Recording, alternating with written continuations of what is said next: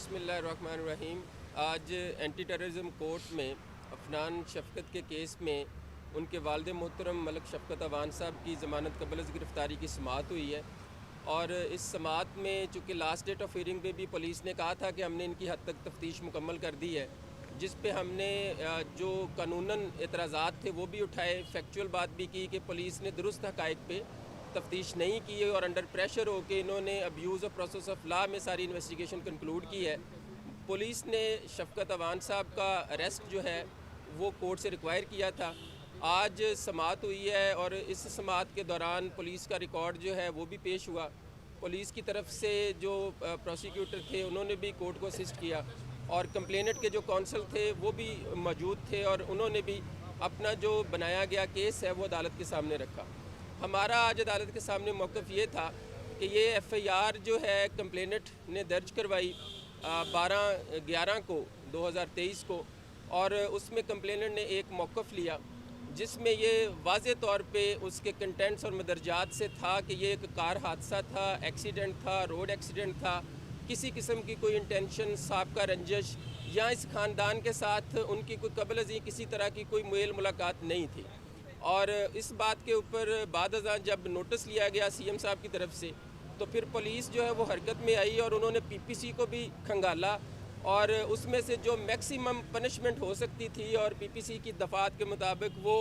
بلا وجہ بغیر کسی شہادت کے 302 اس میں آزاد کی، اور اس 302 کو بنانے کے لیے انہوں نے 13 تاریخ کو ریٹن اپلیکیشن دی تھی اپنے کنسرنڈ ایس پی کو، جس کی بنیاد پہ انہوں نے کہا کہ جی 302 اس میں ایڈ کیا جائے۔ اس میں ایف آئی آر سے بالکل مختلف موقف تھا، اور اس میں بڑی ساری فالز اور فیک امپرومنٹس کی گئی تھیں۔ اس کے بعد انہوں نے جو ہے ایک تیسری سٹیٹمنٹ آ گئی، اس تیسری سٹیٹمنٹ میں انہوں نے بالکل انٹائرلی ڈیفرنٹ پکچر پیش کر دی، اور اس میں سیٹ آف اکیوز بھی بدل گیا، ایلیگیشن کی نیچر بھی بدل گئی۔ تو کورٹ جو ہے اس کو ہم نے اسسٹ کیا ہے کہ اس کے اوپر جو اعلیٰ عدالتوں نے مختلف اوقات میں پرنسپل لے ڈاؤن کیا ہے کہ اگر پروسیکیوشن کا اپنا ورشن جو ہے اور کمپلیننٹ کے ہی 3 موقف ہیں، تو یہ ایک 2 ورشن کیس ہوتا ہے، یہ تو ایکچولی 3 ورشن کیس ہے۔ تو اس میں جو ایلیگیشن شفقت عوان صاحب پہ لگائے گئے ہیں وہ صرف ایک والد ہونے کی حیثیت سے ان کو فالزلی اس مقدمے میں امپلیکیٹ کیا گیا ہے۔ ان کے خلاف کسی قسم کی کوئی شہادت جو ہے وہ نا استغاثہ کے پاس ہے، اور جو استغاثہ نے تیار کی ہے وہ بھی بعد ازاں آفٹر ڈیلیبریشنز اینڈ کنسلٹیشن تیار کی گئی ہے، جس کے اوپر جتنی سپیریئر کورٹس کی ججمنٹ تھی وہ بھی ہم نے پیش کی ہیں۔ اور آنریبل کورٹ جو ہے انہوں نے during the course of arguments بھی یہ بات کہی کہ جی اگر تو صرف یہ ایلیگیشن ہے کہ جی شفقت عوان صاحب جو تھے وہ وقوعے کے بعد وہاں پہ آئے اور وہ اپنے بیٹے کو لے گئے، تو یہ جتنے حالات، واقعات یا سرکمسٹانسز ہیں اس سے یہ کسی بھی پروڈنٹ اور جوڈیشس مائنڈ کو اپلائی نہیں کرتا۔ تو اس بنیاد کے اوپر عدالت نے یہ بات کہی ہے کہ قانون اپنا راستہ اختیار کرے گا۔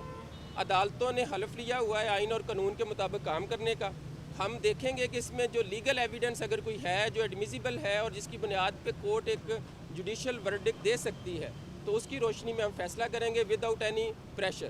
تو عدالت نے آرگومنٹ کے سننے کے بعد کچھ دیر کے لیے فیصلہ محفوظ فرمایا تھا، اب انہوں نے اناؤنس کیا ہے اور انہوں نے شفقت عوان صاحب کی جو ضمانت قبل از گرفتاری تھی اس کو کنفرم کر دیا ہے۔ اچھا، مدعی نے جو الزام لگایا کہ عدنان نے پہلے ہراساں کرتا رہا، اس کے بعد یہ اس کے بارے میں کیا کہیں گے کہ کیا یہ انسیڈنٹ تھا، اس حوالے سے بتائیں گے؟ دیکھیں یہ جو الزام ہے، میں نے جس طرح کہا کہ 3 مختلف بیانات مختلف وقت میں آئے، یہ صرف اور صرف ایک ایلیگیشن تھا اس کیس میں 302 اور اس کے بعد 780 کو ایجاد کرنے کے لیے، چونکہ ہر افینس جو ہوتی ہے پینل کوڈ کے اندر اس کے بیسک انگریڈینٹس ہوتے ہیں کہ وہ کن حالات میں لگے گا اور اس کے لیے کس قسم کے ایلیگیشنز یا ایکوزیشنز کی ضرورت ہوگی۔ تو اس لیے یہ ایک فالز امپرومنٹ تھی جو سبسیکوینٹلی انہوں نے اپنی سٹیٹمنٹس میں کی، اس کے علاوہ اس میں کوئی صداقت نہیں۔